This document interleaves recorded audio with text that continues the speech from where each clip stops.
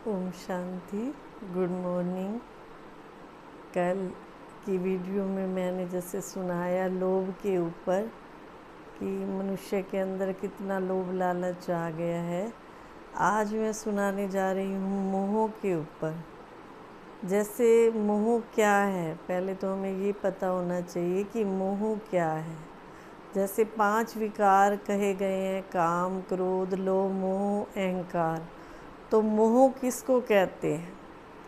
किसी भी चीज़ के टू मच चले जाना उसे मोह कहते हैं। जैसे लोभ के बारे में बताया कि ज़्यादा लालच भी क्या करता है, हमारे को बहुत जैसे डाउन कर देता है।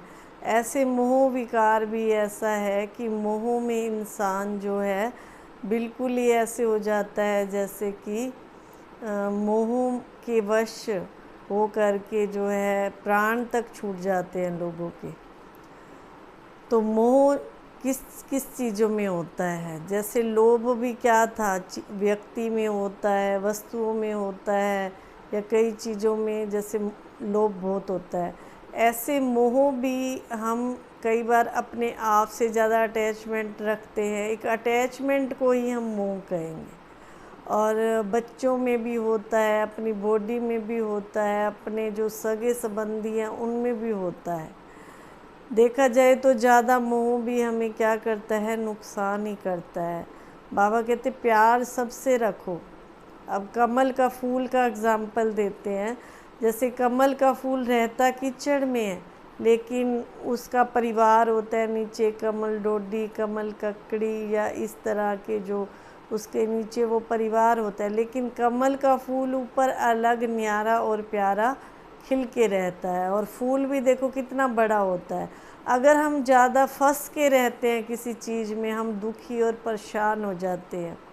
आपने देखा होगा कि आजकल नेगेटिविटी ज़्यादा है, मन नेगेटिव ज़्यादा सोचता है। अगर मोह ज़्यादा होता है तो मन 1 मिनट में परेशान हो जाता है। देखा जाए तो किसी भी चीज़ में अटैचमेंट कोई एकदम से नहीं होती है। जैसे बच्चा छोटा होता है तो पहले उसका जो संबंध है अपनी माँ की तरफ जाता है। माँ उसको दूध भी पिलाएगी, छोटे बच्चे की सेवा करेगी। पहले उसका मोह जो है अपनी माँ से होता है। फिर धीरे धीरे जब वो थोड़ा सा बड़ा होता है, स्कूल जाने लगता है, तो थोड़ा पढ़ाई में और थोड़ा हम जिन्स में हो जाता है। अपने छोटे छोटे बच्चों को वो अपना फ्रेंड बना लेता है। फिर थोड़ा बड़ा होता है तो बड़े दोस्त बना लेता है। तो ऐसे मन की वृत्ति जो है, संबंध जो है हमारे चेंज होते गए। छोटे थे कुछ और, बड़े हुए कुछ और, फिर धीरे धीरे शादी हो गई तो उसकी अटैचमेंट अपनी वाइफ से हो गई, वाइफ के बाद बच्चों से हो गई। तो ऐसे मन की जो वृत्ति है वो चेंज होती गई। किसी में ज़्यादा टू मच चले गए तो वो मोह माना जाता है। एक होता है स्नेह। स्नेह सबके साथ रखा जाता है, एक से नहीं रखा जाता। सबके साथ प्यार से रहो, प्यार से चलो, लेकिन एक किसी की याद सताती रहे उसको मोह कहते हैं। मोह के वश हो करके देखो, आज एक बॉय होता है, एक गर्ल होती है, तो एक दूसरे से अटैचमेंट हो जाती है। तो अटैचमेंट के कारण जो है अपना जान भी दे देते हैं कि मुझे यही पसंद है, मुझे इसके साथ ही शादी करनी है। तो इसका मतलब उसको क्या थी, अटैचमेंट थी, मोह था। तो मोह, बाबा कहते हैं मोह को ख़त्म करके अपने मन को स्नेह युक्त बनाओ, सबके साथ प्यार रखो। फैमिली में रहते हैं हम, 4-5 मेंबर रहते हैं। अगर बच्चा थोड़ी लेट आया तो मोह के वश माँ क्या करेगी, या रोने लग जाएगी, या फिर उल्टा सुल्टा सोचने लग जाएगी, भी पता नहीं वो कहाँ गया, कहाँ बैठा होएगा। अगर उससे प्यार है तो प्यार क्या करेगा, आपको शुभ सोचना सिखाएगा, उसके प्रति शुभ वाइब्रेशन फैलाएगी कि हाँ मेरा बच्चा जहाँ भी है ठीक है, सुखी रहे, खुश रहे। छोटा सा एग्ज़ाम्पल मैं आपको देती हूँ। मैं जो भी बातें सुनाती हूँ आपको अपने एक्सपीरियंस के हिसाब से सुनाती हूँ। मेरी गुड़िया जो है दिल्ली में रहती है। एक बार बहुत ज़्यादा बारिश और तूफ़ान आ रहा था, तो गुड़िया का फ़ोन आया कि मम्मी ऐसे ऐसे यहाँ बारिश हो रही है और मेरे पास छाता भी नहीं है, कोई साधन भी नहीं है। और कोई माँ होती तो रोने लग जाती या चिंता करने लग जाती। मैं जो है फटाफट मंदिर के आगे, भगवान जी के आगे खड़ी हो गई, बाबा को प्रेयर की कि बाबा उस बच्ची की रक्षा करना और जल्दी से जल्दी उसको जो है अपने स्थान तक पहुंचा देना, अपने घर तक उसको पहुंचा देना। 2 मिनट ही हुए होंगे मुझे प्रेयर किए, और 2 मिनट बाद ही बच्चे का फ़ोन आ गया कि मम्मी मुझे व्हीकल मिल गया, मुझे साधन मिल गया और मैं घर जा रही हूँ। तो आप मोह ना रखो, उस आत्मा से प्यार करो, चाहे बच्चे हैं, चाहे आज जो है मोहवृत्ति ज़्यादा हो गई, अटैचमेंट ज़्यादा हो गई है। अटैचमेंट के कारण ज़्यादा रोते हैं, परेशान होते हैं। सबकी करो सेवा, सबकी करो, प्यार से रहो, लेकिन हमारी अटैचमेंट ज़्यादा ना हो। अटैचमेंट के वश लोग पागल तक हो रहे हैं।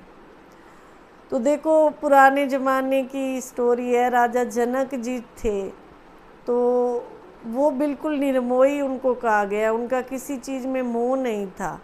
तो एक बार किसी सन्यासी को पता चला कि राजा जनक जो है बिल्कुल निर्मोही हैं, उनकी जो है किसी चीज़ में भी अटैचमेंट नहीं है। हरिश्चंद्र राजा का मिसाल ले लो, मोरध्वज राजा का मिसाल ले लो। हम जब छोटे थे तो रामलीला में कितने ड्रामे होते थे, कितना उसमें सब दिखाते थे कि मोहजित राजा कैसे थे, हरिश्चंद्र राजा कैसे थे।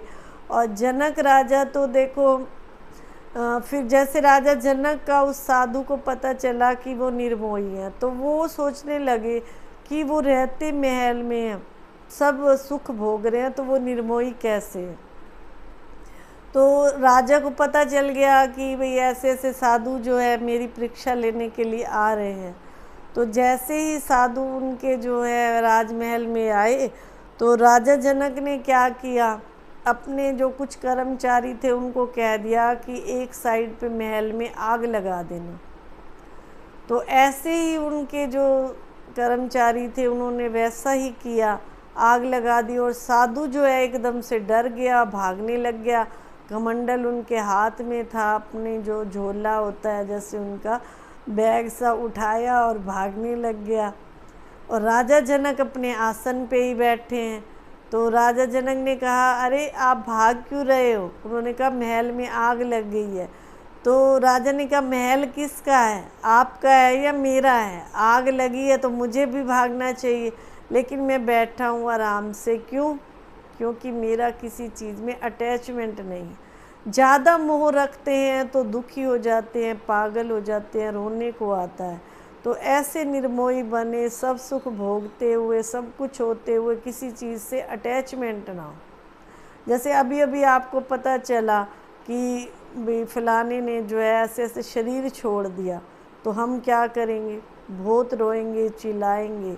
लेकिन हमें ये सच्चाई का पता है कि ये शरीर एक विनाशी है, इसने जाना है। हाँ, 1 सेकंड के लिए, थोड़ी देर के लिए दुख जरूर आता है, लेकिन फिर मन को ये समझाते हैं आत्मा तो अजर अमर है ना, आत्मा तो कभी नहीं मरती है।